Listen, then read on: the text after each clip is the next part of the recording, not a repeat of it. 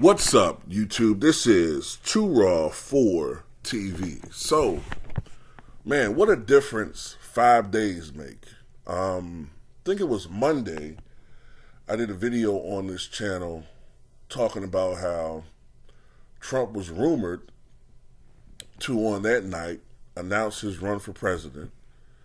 And as he was stumping for a candidate named J.D. Vance, who actually won. J.D. Vance overtook, I think it's Tim Ryan, won that Senate seat in Ohio. But what was supposed to be a red wave was anything but. And as of me recording this video, the Democratic Senate candidate in Arizona was declared the winner, which now has the Senate tied at 49, which means that in the Senate race in Nevada, I cannot remember her name. I can't remember all these people's names, but the Democratic candidate for Senate in Nevada, she's been inching closer and closer and closer. I think she's only behind by like 800 and something votes out of 940,000 so far counted. And I think there's like 20 or 30,000 more votes. And there's some expectations that the remaining vote may lean Democratic. So she may actually win that seat. So if she wins that seat, then they don't even need the Democrats. They don't even need Georgia. Because if they get 50 with Kamala Harris's vote in the Senate as the president of the Senate, which is one of the duties of the vice president, they'll have the tiebreaker. So what was expected at one point to be a 52-53 GOP majority may fall short. Now, in the House, I haven't looked at that recently. I still think they're projected to get a small majority in the House, and I mean small, but this is not a wave. A wave election is what happened in 2010 and 2014 when they won 60 and 70 House seats and overturned 6, 7, 8 Senate seats. That's a landslide. Or in 1994, that was a landslide for the GOP. This actually is the best showing for a first term midterm election for a president since 1962. That's when Kennedy was president. So considering how unpopular Joe Biden is and the misery index and how unhappy people are, that just goes to show you how marginalized the Republican Party has become. Much of that marginalization has come because of Trump. Now he's going around with doing the same shit, accusing every election that he didn't win, or his candidate didn't win, I should say, of election fraud. The people are getting tired of that shit, okay? People are getting tired of that shit. And, you know, I think the Republican Party is starting to abandon him. Because I can just see some of the responses. And what's going on is, you know, people like a winner. People love a winner. And, you know, you see Ron DeSantis, who was supposed to, according to the polls, win by 5 or 6, 7 points.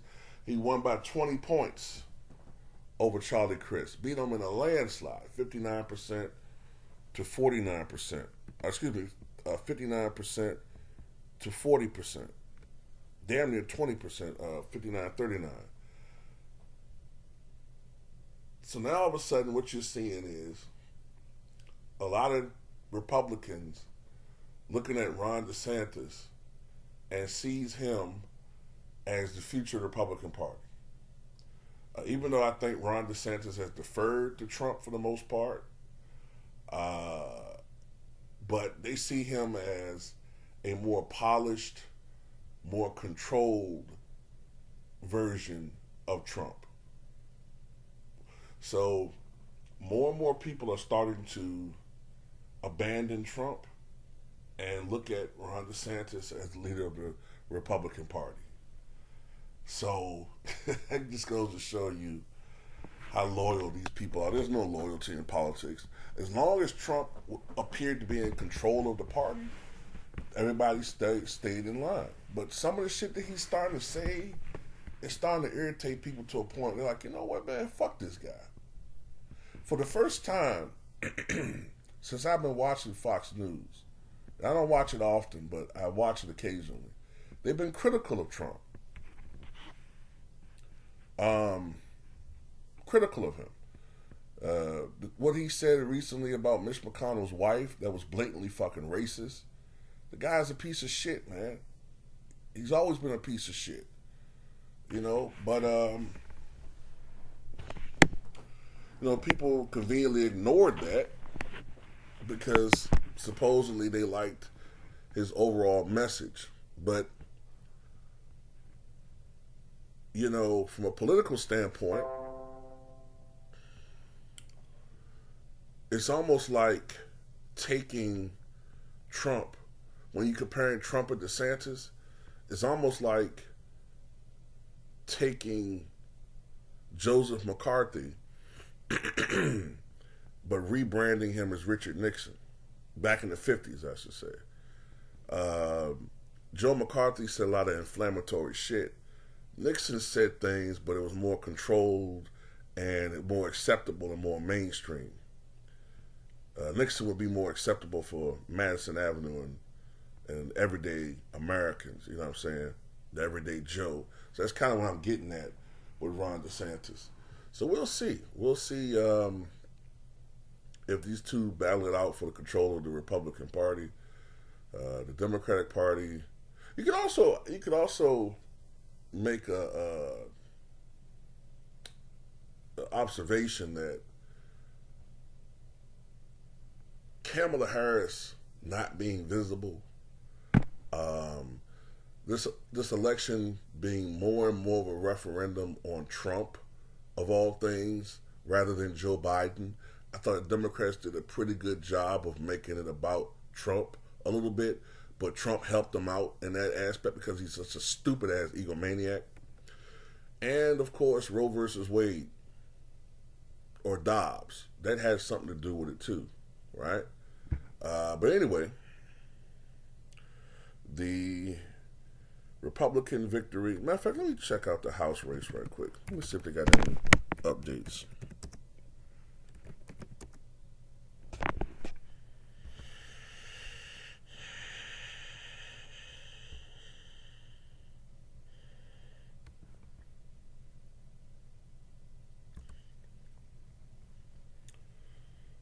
A lot of these races are still very, very close. Republicans have secured 211 seats. I don't know how many the Democrats have.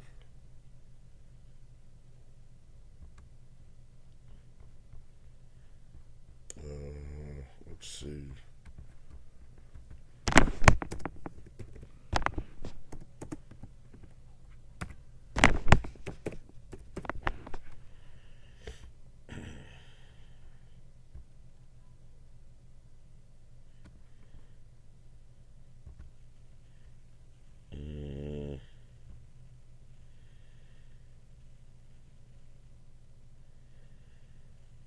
Yeah, I don't really see. But, it's still going to be pretty tight, though. So it looks like Nancy Pelosi, more than likely, will not be House Speaker for much longer. But anyway, tell me what you guys think.